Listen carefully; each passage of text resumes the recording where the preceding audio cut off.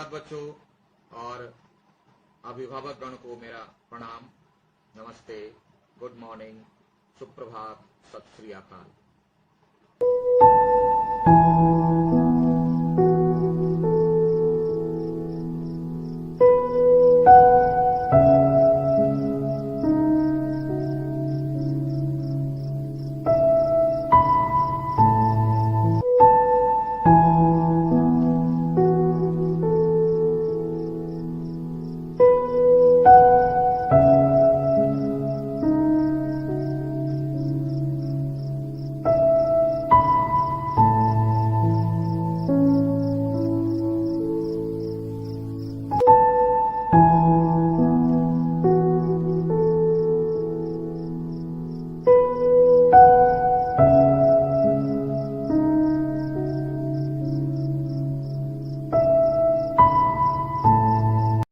चलिए बच्चों, निकालिए क्लास 9 के लिए साहित्य सागर। ठीक है, पिछली बार हम लोग साहित्य सागर में के पद्य में गोता लगा रहे थे। फिर समय आएगा पद्य में गोता लगाएंगे। आज आते हैं गद्य में, जिसमें हम लोगों ने लेसन नंबर 3 महायज्ञ के पुरस्कार पर कुछ चर्चाएं की थी, जिसमें 4-5 बिंदुओं पर हम लोगों ने चर्चा की थी। शीर्षक का अर्थ, शीर्षक की सार्थकता, पाठ की मूल भावना, पाठ की प्रासंगिकता और पाठ की संक्षिप्त कथा संभवतः। तो चलिए इस कथा को प्रारंभ करने के पूर्व थोड़ी सी चर्चा कर ले संक्षिप्त कथा की, कि इसमें एक सेठ हैं जो अपने समय में काफी धनी, ज्ञानी, धर्मपरायण। समय पलटा, गरीब हो गए, लेकिन इनकी एक आदत थी जिसको कहते हैं स्वभाव। स्वभाव, स्व मतलब अपना, भाव मतलब होना है। अपना क्या है? तो अपना यही नेचर है, जो हैबिट है वही अपनी है। जो काम करने की आपकी आदत है, आप वही हो रियल में। तो इनकी आदत क्या थी? लोगों की भलाई करना, अपने लिए नहीं सोचना, ये इनकी आदत थी। और इसी में समय पलटा, इनका सारा कुछ समाप्त हो गया। खाना के लिए भी कुछ नहीं। कितने दिन भूखे रहेंगे? तो इनकी पत्नी बोली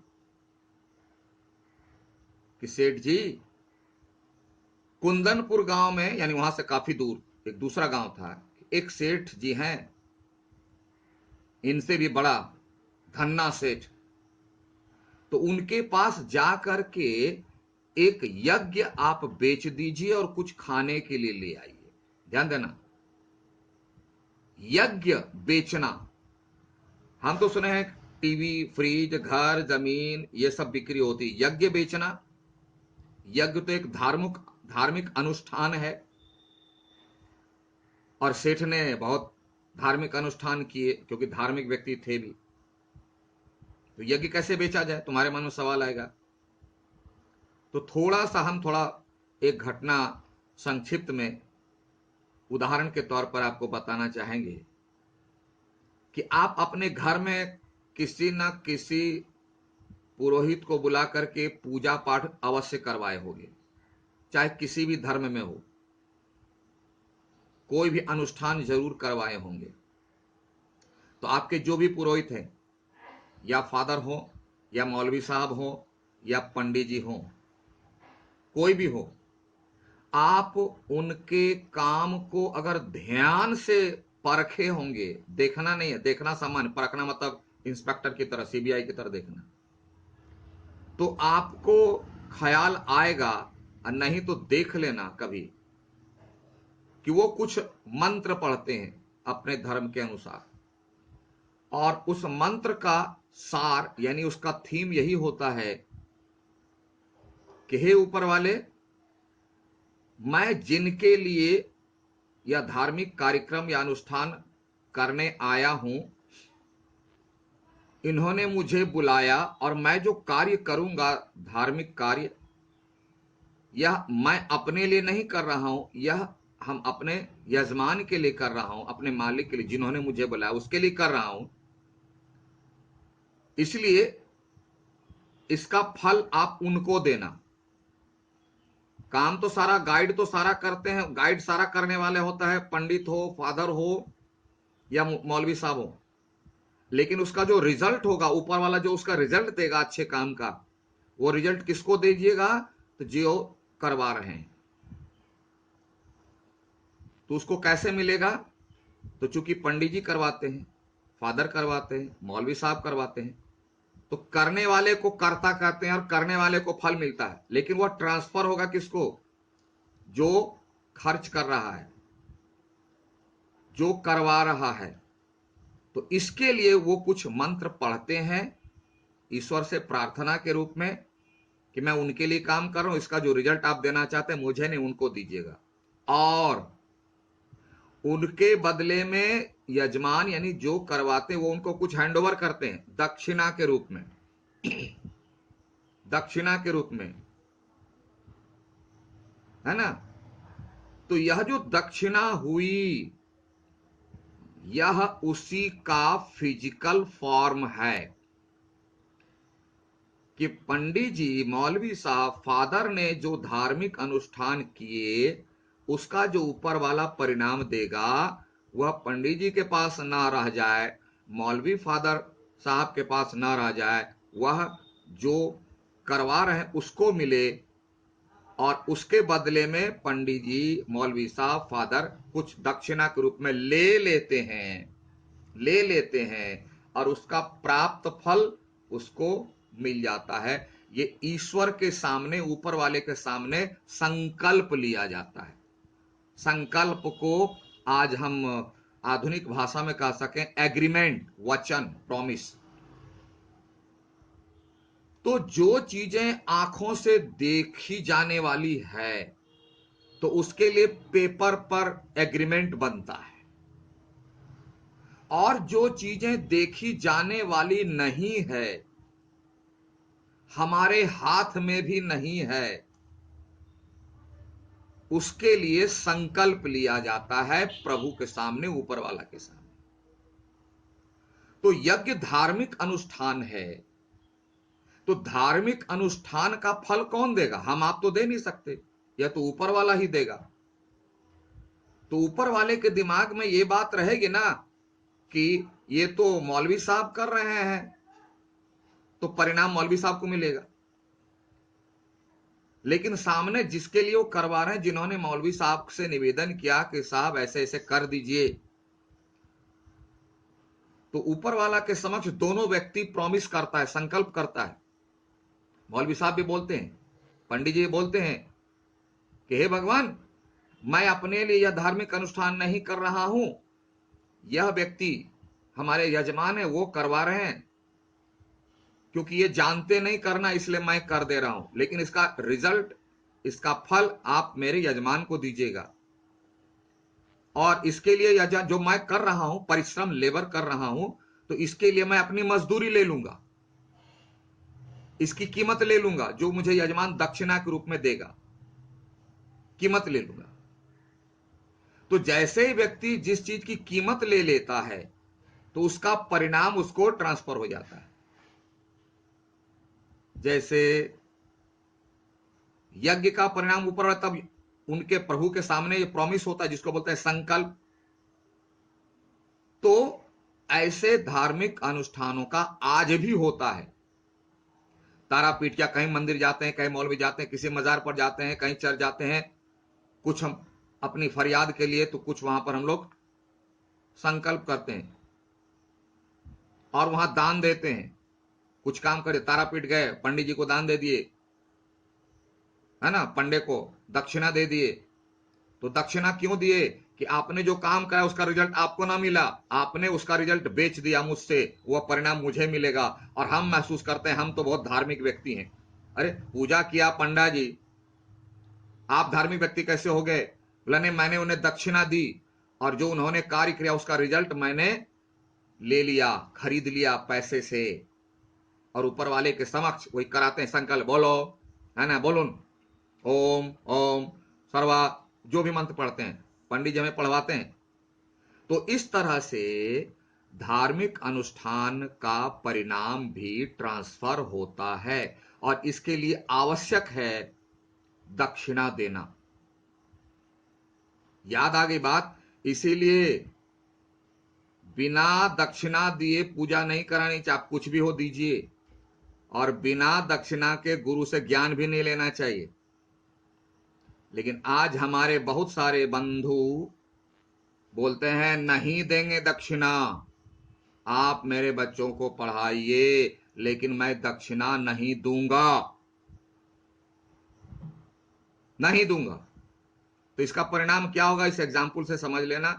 ना समझ में आवे तो आप तो पढ़ोगे ही, अपने पेरेंट्स को भी पढ़वा देना, कुछ वायरस साफ हो जाएगा। ठीक है?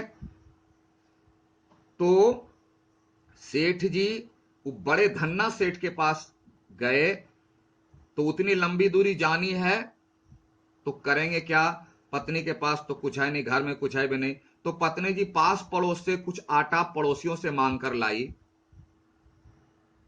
उसकी 4 रोटियां बनाई और यात्रा का इंतजाम करके सेठ जी को बोला कि आप निकलिए, रास्ते में भूख लगे तो ये खा लीजिएगा। सेठ जी अर्ली इन द मॉर्निंग निकले, रास्ते में गर्मी थी, सुबह निकले, भूख लगी, पेड़ के नीचे बैठे, कुएं से थोड़ा पानी वगैरह निकाला, हाथ मुंह धो के फ्रेश होकर के बोला गर्मी बहुत हो गई है, खा के थोड़ा आराम कर लेते हैं, धूप कमेगी तो फिर निकलेंगे। जैसे ही पहली रोटी मुंह में लेने का प्रयास किया, सामने देखा एक कुत्ता जिसको मनुष्य गाली के रूप में प्रयोग करता है, बिल्कुल है मरने वाला, उसको बोलते मरणासन, ये अब मरा तब मरा, ऐसी स्थिति थी। सेठ जी को देखा नहीं गया और बोला, सोचा कि लगता है कुत्ता बहुत भूखा है, अगर नहीं दूंगा, यहां तो जंगल है, मर जाएगा बेचारा। एक रोटी उसको तोड़ के खिला दिया। एक रोटी खिलाया तो फिर कुत्ता थोड़ा सा सिर हिलाया और इस तरह से देखा, जैसे लगा सेठ जी को कि कुत्ता चाहता है कि एक और रोटी दीजिए ना, बहुत भूख लगी। सेठ जी तुरंत दूसरी रोटी भी दे दिया और इस तरह से 4 रोटी उसको खिला दी। तब कुत्ता जो है उसको थोड़ी देर में थोड़ी ताकत महसूस हुई, टहलता टहलता चला गया गांव। सेठ भूखा रह गया, चला धन्ना सेठ जी के पास। उनकी सेठानी निकली है, सेठानी बहुत पतिव्रता स्त्री थी, बहुत बार चर्चा करते रहते क्लास में। पुरुष को शक्ति पाने के लिए हिमालय जाना पड़ता है, वो भी मिलेगा नहीं मिलेगा गारंटी नहीं, जिंदगी खप गई। लेकिन स्त्री के पास इतनी शक्ति है कि घर में रहकर पति व्रता धर्म का पालन करे तो उसमें ऐसी शक्ति आ जाती है कि उसके सामने ईश्वर भी 9-2-11। सेठानी पहचान ली और सेठानी सेठ जी से बोलती है, सेठ जी वो जो आप यज्ञ जो सोच करके आए ना वो वाला बेचेंगे, हम वो सब छोटा मोटा यज्ञ नहीं लेते, धन्ना सेठ की पत्नी हूं, यज्ञ लूंगा तो अभी जो यज्ञ आप करके आए हैं महायज्ञ, मैं वो लूंगा, मैं वो लूंगी, वो देना है तो दे दीजिए। बड़े आदमी बड़ी चीज खरीदते हैं ना, जो बड़े आदमी पैसे वाले हैं वो 5 रुपया मीटर वाला शर्ट का कपड़ा थोड़ी खरीदेंगे, 5,000 वाला। गरीब आदमी 5 रुपया वाला। सेठानी बोली, अभी जो आप महायज्ञ करके अगर वो बेचना है तो बोलिए मैं तैयार हूं। सेठ जी को समझ में नहीं आया, बोले क्या सेठानी बोल रही है, अभी खाने का यहां दाना नहीं है, बोलती है यज्ञ महायज्ञ। बातचीत होती है, सेठ नहीं समझ पाते हैं, सेठ समझते धन्ना सेठ की पत्नी को जो है लेना देना है नहीं, खाली मजाक कर रही, मेरा मजाक उड़ा रही। तो निवेदन क्या कि माता श्री आपको लेना है तो बोलिए, नहीं तो क्यों मेरा मजाक उड़ा रहे हैं मेरी गरीबी का। कौन सी महायज्ञ की बात आप कर रहे हैं? सेठानी याद दिलाती, अभी अभी तुमने मरना सन कुत्ते, अपने भूखे रहकर अपने लिए ना सोचकर तुमने कुत्ते को जो 4 रोटियां खिलाई, वह दुनिया का सबसे बड़ा काम है। मैं वही उसी का फल लेना चाहती हूं। अगर आप देने के लिए तैयार हो तो दे दीजिए, और आप जो चाहिए मैं दे दूंगी। सेठ जी बोले कि सेठानी जी, यह कोई महायज्ञ थोड़े ही है, यह तो मेरी ड्यूटी थी, मैंने अपनी ड्यूटी की। बोला कौन सी ड्यूटी? बोला इंसान होने के नाते मेरा मानवोचित कर्तव्य है, यानी इंसान होने के नाते मेरा धर्म बनता है कि मेरे सामने अगर कोई भी जीव भूखा रहे तो मैं अपने लिए ना सोचकर उसकी पूरी मदद करूं। ये तो मैंने अपना काम किया, अपनी ड्यूटी की। और अपनी ड्यूटी कोई बेचता है क्या? और अगर मैं अपनी ड्यूटी बेच दूं, अपना कर्तव्य बेच दूं, तो मैं तो इंसान ही नहीं रहूंगा। मैं ये नहीं बेच सकता। बोला नहीं बेच सकता तो जाओ। सेठ जी चले आए। सेठ जी आने के बाद पत्नी बड़ी खुश हो गई कि सेठ जी आ रहे हैं, कुछ ना कुछ तो जरूर लाए होंगे, बहुत दिन से भूखे हैं, लेकिन हाथ खाली है। सेठ जी बड़े उदास आए तो सेठानी पूछी, क्या सेठानी से भेंट नहीं हुई? सेठ जी से भेंट नहीं हुई? पूरी कहानी बताए। जैसे ही सेठ जी कहानी बताए, वैसे ही सेठानी अपने माथे पर आंचल लेती है और उनके पैर को छू करके चरण धूलि लेती है और साष्टांग दंडवत करती है। आज की पत्नियां रहेगी तो झाड़ू, बेलन, डंडा क्या निकलेगा मालूम नहीं। सेठ की पत्नी क्यों ऐसा की कि कुछ नहीं लाया, सेठ कुछ नहीं लाए, खाली हाथ वापस आए। फिर भी सेठानी जो है पैर छू करके प्रणाम की और बड़ी खुश हुई और अपने आप पर गर्व महसूस की कि उसके जैसी स्त्री पृथ्वी पर बहुत कम है, क्या नहीं है। कौन सी ऐसी बात थी? वह बात यह थी कि सेठानी बोली सेठ को कि सेठ जी आप चिंता ना करें, समय आएगा सब कुछ मिल जाएगा, लेकिन मुझे गर्व है आप पर कि आप जैसा व्यक्ति मेरा पति है, क्योंकि विपत्ति में भी आपने अपने इंसान होने का धर्म नहीं छोड़ा। विपत्ति में भी आप हिले नहीं, और ऐसा इंसान नहीं मिलता है, और वैसा इंसान मेरा पति। आज की पत्नियां तो डंडा लाठी बोले इतना मुश्किल से भीख मांग करके रोटी बना के आटा ला के रोटी दिए और ऊपर से कुछ लाने बड़का धर्म दिखा रहे हैं। शाम हुई, दीपक संध्या बाती जली। सेठ की पत्नी संध्या जलाने बाहर निकली। हम लोग बाहर जाते हैं ना उठान में, आंगन में, तो उसको ठोकर लग जाती है। और ठोकर लग जाती है तब सेठानी देखती है कि एक जो है पत्थर सा कुछ निकला हुआ है। वो सेठ जी को बुलाती है। दोनों चर्चा करते हैं। बोला दिन में तो कुछ था नहीं, उठाते तो जैसे लगता है ये ढक्कन है ना, ये ऐसे करके कुंडी, इसमें नहीं, ये है इस तरह से था, तो इसको जो है उठाता है तो अंदर जो है अंडरग्राउंड है। जब अंदर दोनों जाते हैं देखते हैं हीरा चांदी, हीरा जवाहरात, सोने चांदी, तरह तरह के रत्न भरे हुए, एकदम लगता है कि सूरज की रोशनी की तरह चमक है। दोनों पति पत्नी आपस में एक दूसरे का मुंह देखते हैं। बोले ये क्या है, कुछ समझ में नहीं आ रहा। आकाशवाणी होती है कि सेठ जी आपने आज दुनिया का सबसे बड़ा काम किया है, आपने महायज्ञ किया है। यह जो है उसी महायज्ञ का पुरस्कार है। आप बोलोगे कि सर हम कुत्ते को रोटी खिलाएंगे तो हो जाएगा, असंभव। यह आपकी आदत होनी चाहिए। एक दिन नहीं, एक दिन तो सब गंगा स्नान करता है, सब पूर्णिमा में घड़ी देख करके सेकंड कांटा देख के डुबकी लगाता है, खाता है। वह भक्ति नहीं है। भक्ति वह सच्ची होती है जो हमेशा रहे। आप कहीं रहें, जिस हाल में रहे, उससे कोई लेना देना नहीं है। आपका ध्यान वही, आपकी आदत हो, आदत ही आपका स्वभाव है। सेठ जी की आदत थी दूसरों की मदद करना। वह नहीं देख सकता इंसान है कि जानवर है कि चींटी है कि मकोड़ा है कि कुछ नहीं, कष्ट में और अपना ख्याल नहीं रखना, और उसका पुरस्कार मिलता है। पुरस्कार कैश के रूप में नहीं, ऐसा नहीं कि ऑनलाइन नोट जो है आपके अकाउंट में ट्रांसफर हो जाएगा, नहीं, आपकी जिंदगी हर मुसीबत से बच जाएगी, आपके जीवन में शांति खुशहाली आ जाएगी। यह क्या नोट नहीं है? नोट से आप शांति नहीं खरीद सकते, लेकिन ऐसे कर्म से शांति खरीदने की जरूरत ही नहीं पड़ती है, शांति बरसती है बारिश की तरह आपके घर में। तो इस तरह से इस कथा के माध्यम से यशपाल जी ने समझा दिया, और आज क्या है, आज उसके चक्कर में फंसे हैं। यज्ञ करो तो ये करो तो वो करो, 2 लाख खर्चा, 10 लाख खर्चा, 15 लाख खर्चा। इससे सबसे बड़ा यज्ञ है मानवोचित धर्म, मनुष्य का कर्तव्य। ये रही संक्षिप्त कथा, समय भी आपका कुछ ज्यादा लग रहा है, और अगली बार हम लोग पाठ को पंक्ति दर पंक्ति पढ़ेंगे, आप इसे एक बार देख लेंगे। ओके, तब तक के लिए, अगले क्लास तक के लिए, have a nice day, thank you.